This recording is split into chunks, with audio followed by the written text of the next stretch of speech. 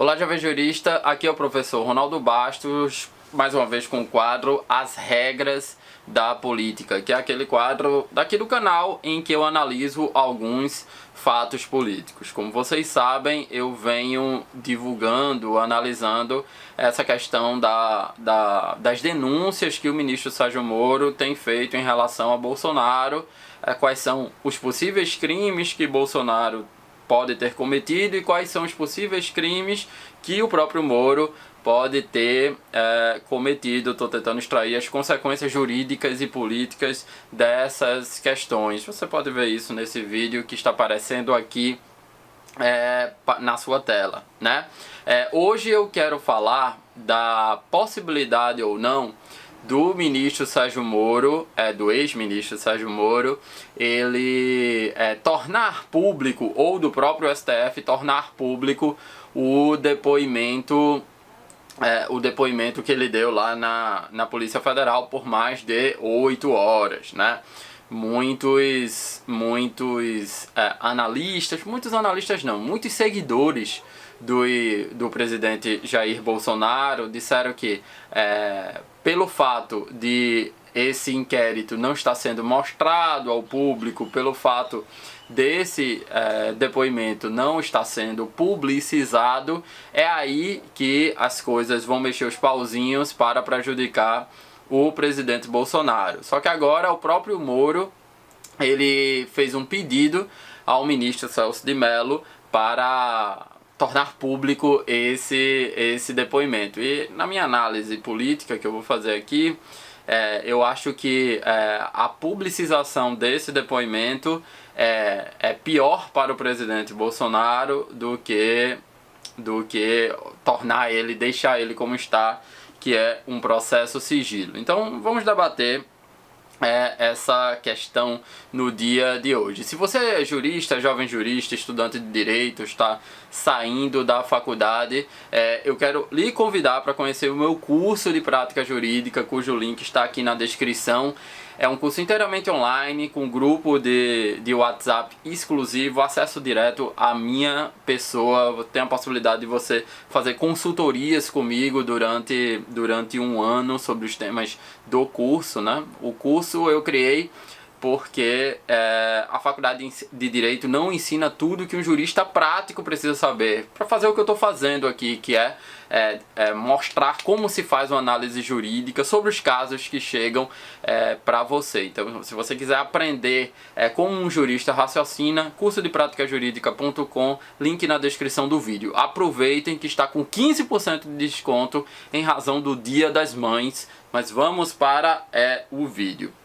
Como vocês sabem, o ex-ministro Sérgio Moro, ele deu um depoimento na Polícia Federal e por mais de 8 horas pediram até pizza. A turma disse, eita, será que vai acabar em pizza? E agora a defesa pleiteia para o ministro Celso de Mello, que é o ministro do STF responsável pela condução do caso, condução do inquérito no STF, para que esse depoimento seja tornado público.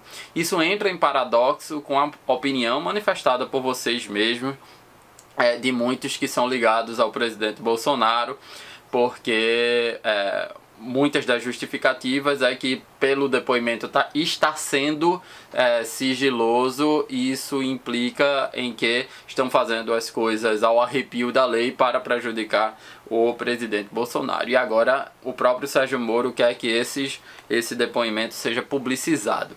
Como é que a gente tem que analisar, primeiro juridicamente essa questão, depois politicamente essa questão?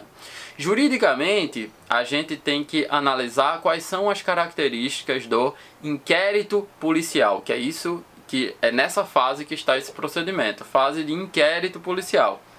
E se vocês forem para a melhor doutrina de direito penal, ou para aqueles, esse professor ele é contra o presidente Bolsonaro, então ele só pega doutrinador que seja favorável ou contra o presidente Bolsonaro. Então vamos para o artigo 20 do Código de Processo Penal. O que é que vai dizer o artigo 20?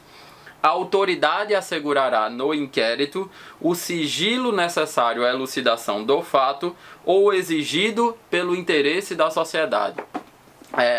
O que isso significa? Assegurar no inquérito o sigilo necessário à elucidação do fato e ao melhor interesse da sociedade. Isso significa que nessa fase investigativa, a publicização dos atos podem prejudicar a própria investigação. Por exemplo, se o inquérito fosse público e o advogado e o delegado tivesse que publicar em diário oficial, por exemplo, todos os atos que ele iria fazer, isso poderia prejudicar, por exemplo, se você vai fazer uma busca e apreensão no domicílio, se você vai efetuar a prisão de alguém, né? Então, a elucidação do fato precisa de um determinado sigilo. Isso não quer dizer, esse sigilo não quer dizer que o acusado, o autuado, aquele que está sendo suspeito de um crime, ele vai ficar totalmente à revelia do que está acontecendo. A súmula vinculante 14 do Supremo Tribunal Federal garante aos procuradores dos autuados, dos indiciados, dos suspeitos, dos investigados, o acesso ao material produzido no inquérito. Isso significa também que o inquérito não corre simplesmente solto, né? O inquérito em geral é escrito, tem um procedimento da formalização do inquérito, então tudo que for feito no inquérito tem que ser formalizado em atos escritos em regra. Atos que vão gerar grandes restrições aos direitos fundamentais, que dependem, portanto, de reserva de jurisdição. O delegado não pode por si próprio agir, né? O delegado, ele precisa, por exemplo, de autorização judicial para efetivar uma busca e apreensão que ele julga necessária para o inquérito policial. Então, o fato do inquérito policial ser sigiloso não tem nada a ver com o que as pessoas estão argumentando de ser ilegal, né? Pelo contrário, segundo o artigo 20 do Código de Processo Penal, o fato do inquérito ser sigiloso é uma obediência a uma disposição legal. Só que, o que é que temos que analisar? O Código de Processo Penal, ele foi feito lá em 1941, foi publicado em 1941. Em 1941, lembre-se que a gente estava na ditadura do Estado Novo, de Getúlio Vargas, lá, né, que durou de 1930 a 1945, vocês bem sabem dos livros de história. E esse Código de Processo Penal tem muitas características, digamos assim, autoritárias, né?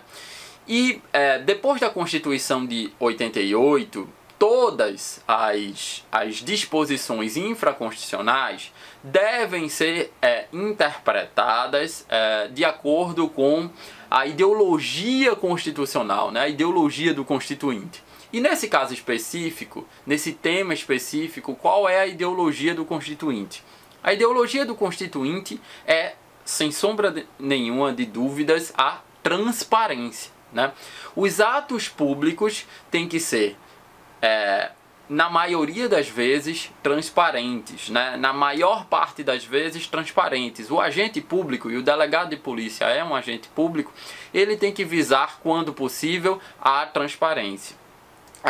Tem algumas exceções trazidas pela própria Constituição, que são exceções a essa regra da transparência, como, por exemplo, quando a segurança do Estado ou da sociedade está em risco. Isso é o que fundamenta a existência de documentos sigilosos da ditadura militar. Por exemplo, né, a própria soberania do Brasil pode estar em risco. Isso é o que fundamenta o caráter sigiloso de informações produzidas pelos setores de inteligência das Forças Armadas e da ABIN também, porque a segurança nacional, a soberania do Brasil está em risco.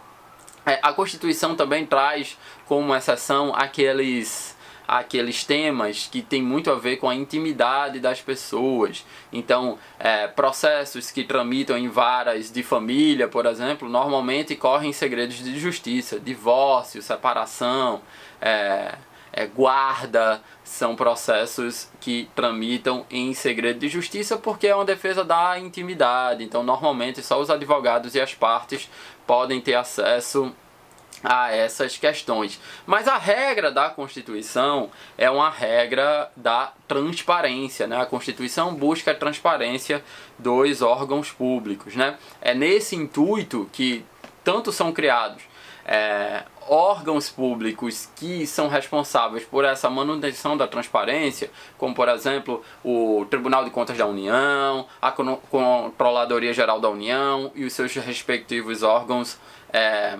estaduais e municipais. É também por isso que surgiu a Lei 12.527 de 2011, que é a Lei de Acesso à Informação, que fala que, como regra, devemos ter transparência. Beleza? Então a gente está se vocês estão me acompanhando, a gente está numa disputa, em um conflito entre direitos fundamentais, né? De um lado a gente está no conflito da liberdade de informação, né? E do outro a gente tem o direito ao sigilo como, no que atina ao inquérito, como um elemento importante para elucidar fatos e proteger o interesse da sociedade.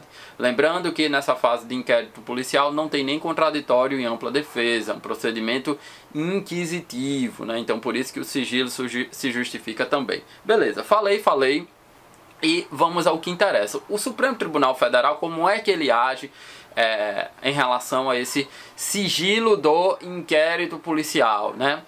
O Supremo Tribunal Federal não tem uma jurisprudência que eu posso dizer que seja uma jurisprudência confiável, no sentido de que dar-se esses fatos vai ser essa a consequência, né? Porque o Supremo Tribunal Federal tem inquéritos que ele permanece o sigilo, que aí ele estaria obedecendo a regra prevista no artigo 20 do CPP, e tem inquéritos que ele retira o sigilo. A gente chama isso de levantar o sigilo do inquérito. O Fachin fez isso em relação aos inquéritos relativos a Odebrecht.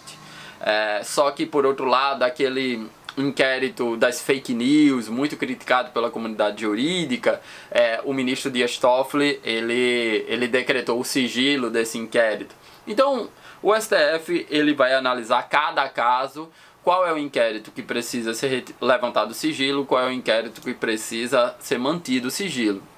E a gente está diante de um caso bastante excepcional, porque envolve, possivelmente como réu, o presidente da República. O presidente da República não é réu desse processo ainda, ele é um suspeito, digamos assim, nem chega a ser um suspeito. Ele é envolvido nessa série de ações, porque você será um suspeito na medida em que o processo avança e você, com certeza, é um suspeito quando você é indiciado pela autoridade policial lá ao final. E você é réu só depois que o Ministério Público denuncia e você vira réu. Então é um inquérito, é um tema que é bastante excepcional. Sempre que envolve o presidente da República é um tema excepcional.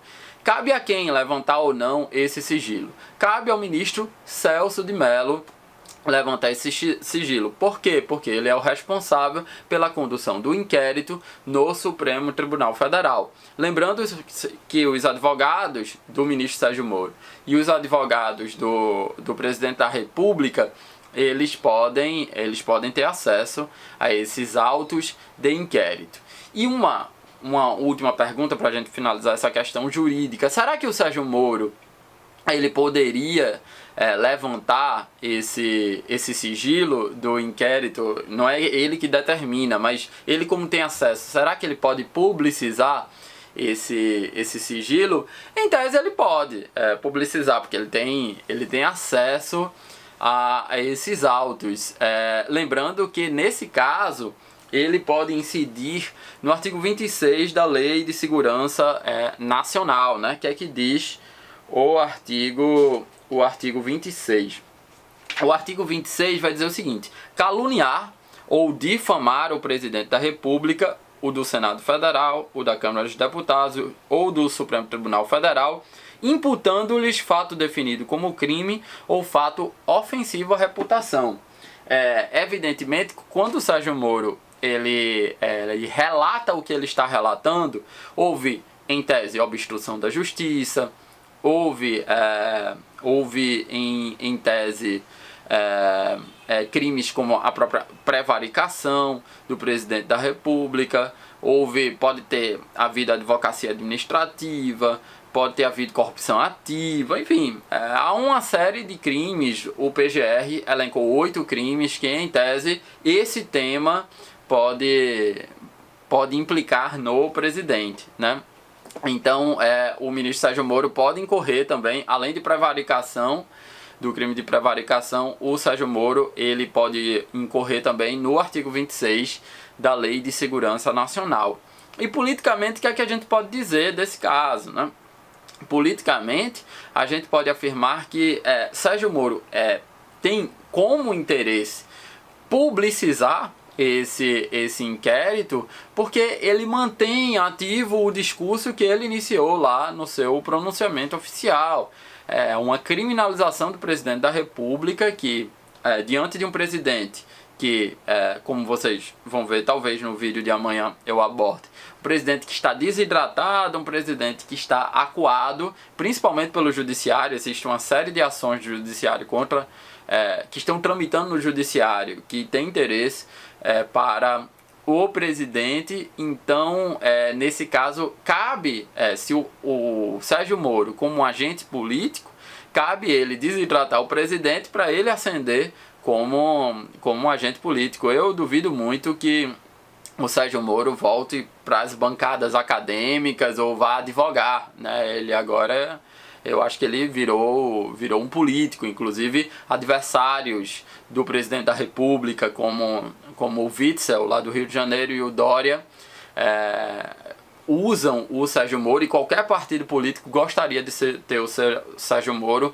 como um ativo político. O Witzel, inclusive, disse que criaria uma secretaria só para ele administrar no Rio de Janeiro, ser secretário especial no Rio de Janeiro. Então eu acho que é um caminho sem volta. O Sérgio Moro provavelmente não vai para o STF, o Sérgio Moro ele não volta para o governo, evidentemente, e eu acho que ele não volta a advogar ou ir para as bancadas acadêmicas, né? Ele vai agora virar um político de verdade. Já era desde que era ministro, né? Alguns dizem que já era desde que era juiz. Mas enfim, esse é o meu comentário de hoje. Se você chegou até aqui no final desse vídeo, fala aí se você está gostando desses comentários diários, né, sobre notícias jurídicas. E se você é um jovem jurista, está interessado em aprender como ser jurista, como fazer análise jurídica, o meu curso está na descrição desse vídeo. Até uma próxima. Tchau!